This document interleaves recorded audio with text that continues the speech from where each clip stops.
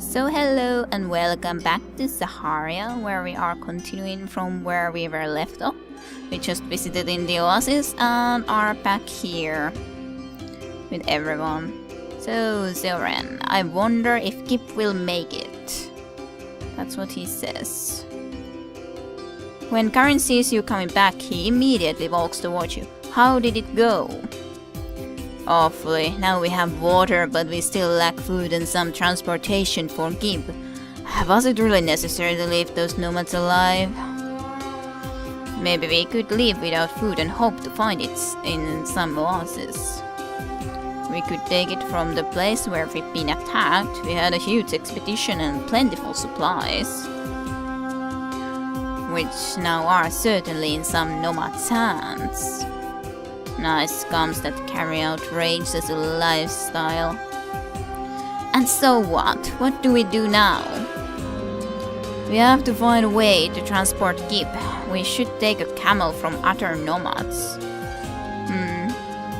Surely we can't get close to the canyon. There are too many. The nomads near the temple are considerably fewer, and they've got some camels.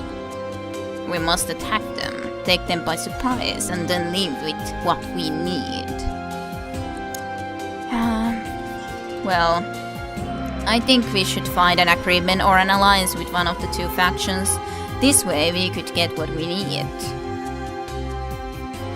Seriously, I can understand the weakest families, but what keeps an army of savages from killing us?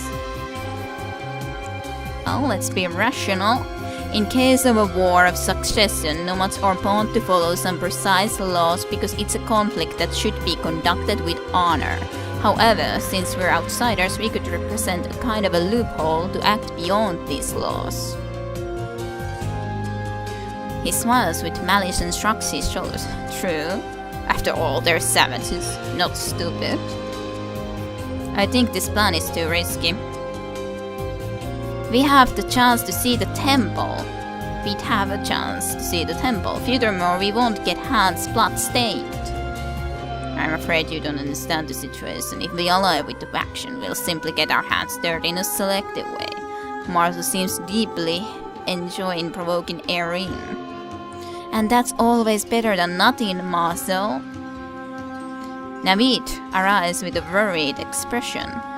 We've got visitors. There's a group of nomads approaching. They don't seem to have bad intentions. They're coming with their hands raised. A group of nomads seems to be approaching the area. Interesting. Seem to be approaching. So how do we act? Cautious, probably. They want to have a peaceful talk with us, but let's try to avoid useless risk. I'll go out alone while you'll stay hidden here, ready to burst out if things get bad. I'm curious to see what they want from us.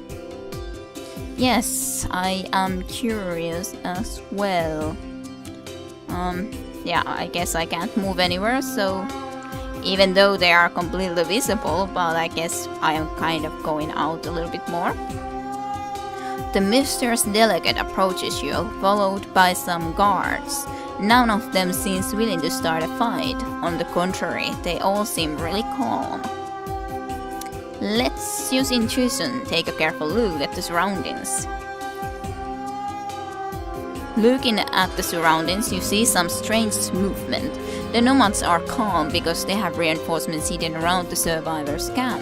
While you take a look around, the delegate starts speaking. Keep quiet. We were told that one of you who can speak our language.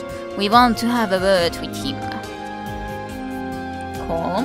Speak then. Our great chief, Gal'alg, sent us here to start a diplomatic negotiation that will grant benefit to both of us. The great Gal'alg is looking for powerful allies, able to help him fight the trespassers and occupy the position he deserves. That of the head of the clan.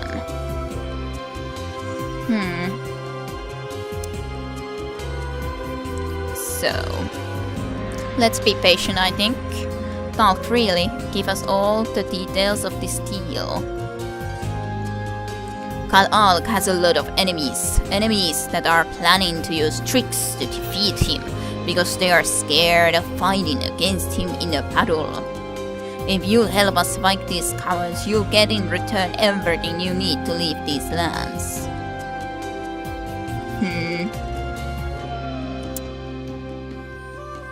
So what would we like to say?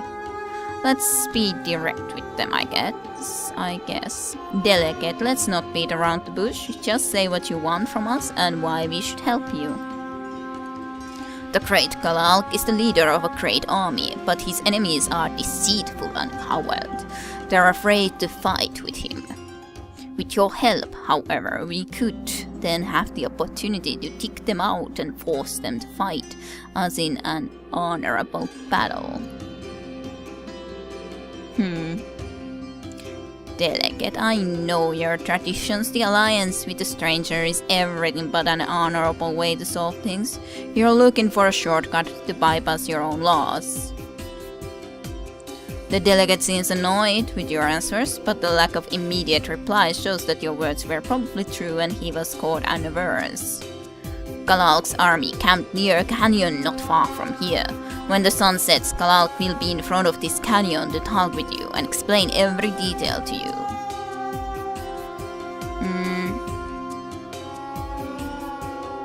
So that is the place where we'll clarify the details of our agreement then.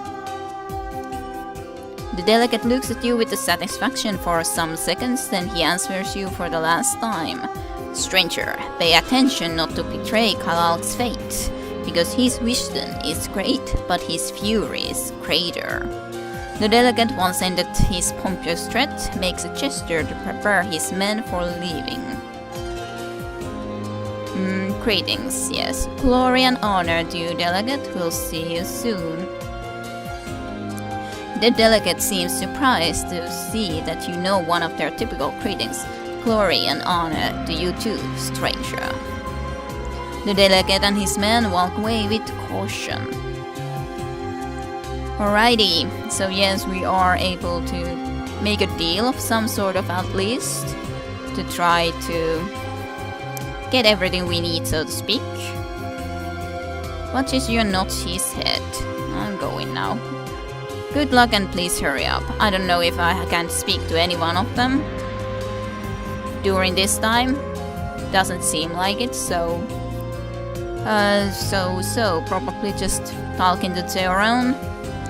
And apparently we can decide where we want to be heading first of all then. Or just wait if we would for whatever reason want to wait, but I don't think anything happens, so I guess we'll go and visit Kal-Alk. So let's go there. Let's see what Kal-Alk has to say. Perhaps we can obtain what we want. Yes, but be careful. I don't trust those nomads. I know you don't trust those nomads. Well, there is clearly, very clearly, loads of enemies. For sure. A towering nomad with a black turban gets close to the group, escorted by his guards, and starts speaking Zaharian. So many of them. I see you accepted my invitation. Very well. Let's be theatrical. Well, considering how many there are, maybe that might be better. Even if they are running a little bit funnily. The great Kal-Alk, we've heard a lot about you. It's an honor to meet you. Keep your fake compliments for others. You're here for other reasons.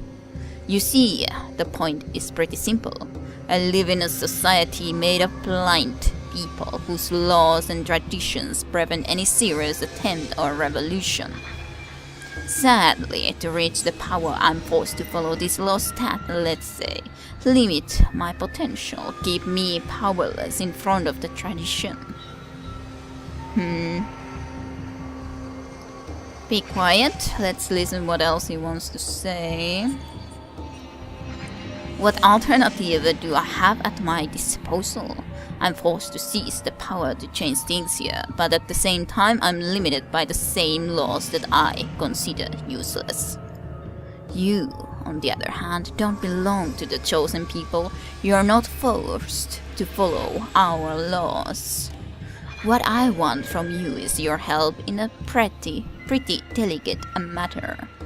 I know you already met the family camp near the oasis. Luckily for you, you decided not to attack them. Marshall can't keep himself from speaking. Luckily for us. Yes, one of them became the head of a pretty big family, even if he doesn't know that yet. So I'd like to have him alive in order to strengthen my army. Apparently, some of his relatives died, killed by my men, and now more than 50 soldiers are under his control. What's the problem? The problem is that this family doesn't want to side with one of the factions. They're waiting for my army to fight against the other army at the temple to decide. Let's be rational. We mostly wanted to be rational. They want to side with the winner. Understandable, but at the same time totally unnecessary. Since they'll do what I want them to do, they'll submit to my authority one day or another. That's exactly when you have to play your part in the game, with a pretty simple role. This night you'll hide near the oasis, and tomorrow morning, when my enemy's delegates will reach the oasis, you'll kill them. Okay, so that's his plan, that I would have to kill a delegate and assassinate. Well, not let them talk to the guys on the oasis. Not very honorable, for sure. No, I don't think so. Staggered. I'm afraid I don't get the sense out of all this. Direct. I need to know more. If we attack their delegates, they won't hesitate to look after us and kill us. There's a bigger plan behind that.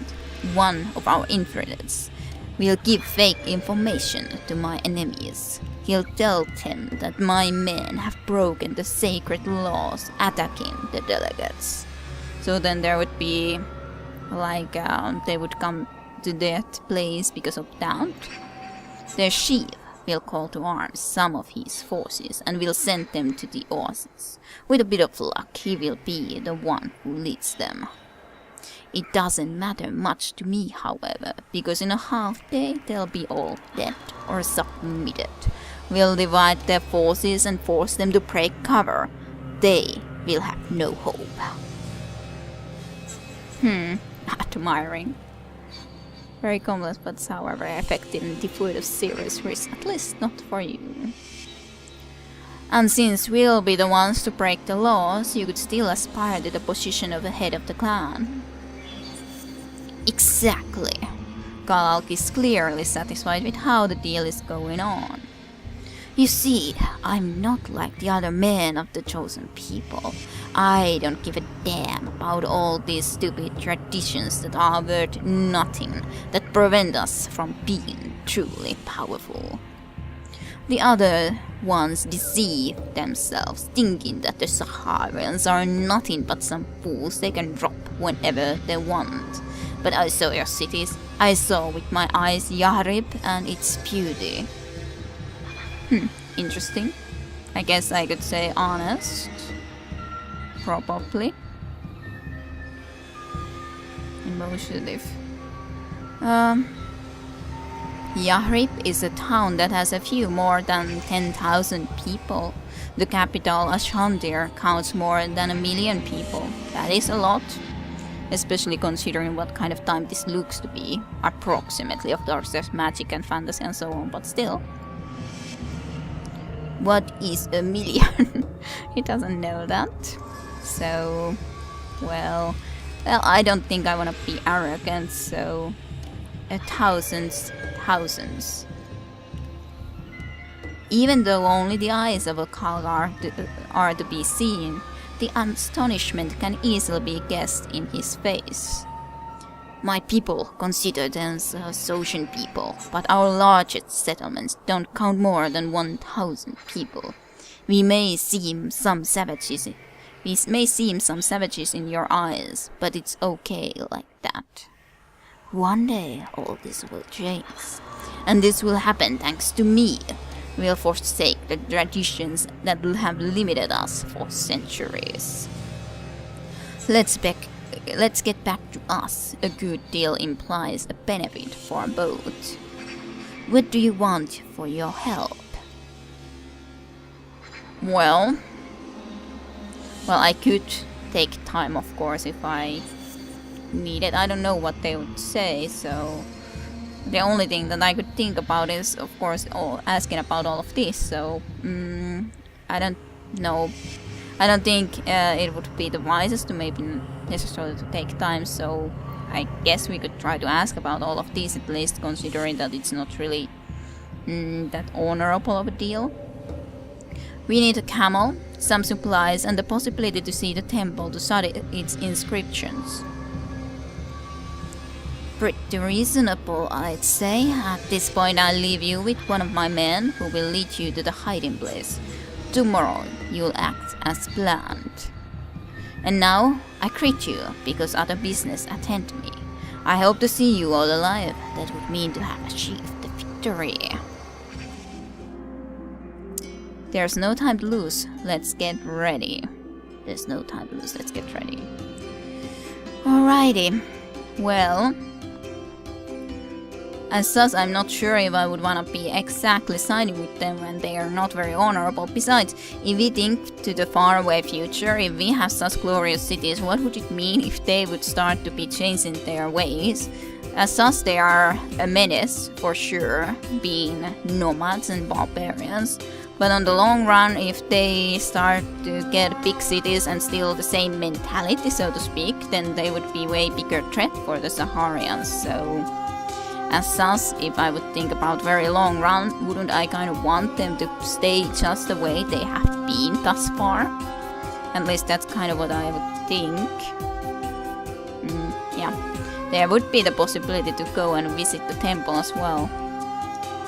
Or just decide the alliance so that we will indeed side with them. Of course, it doesn't seem very honorable from us either, but on the other hand, we don't really care about honor. So, as such, I kind of, if I can get the same deal with them, it could be an okay possibility to simply just visit the temple and see if that can work, so to speak.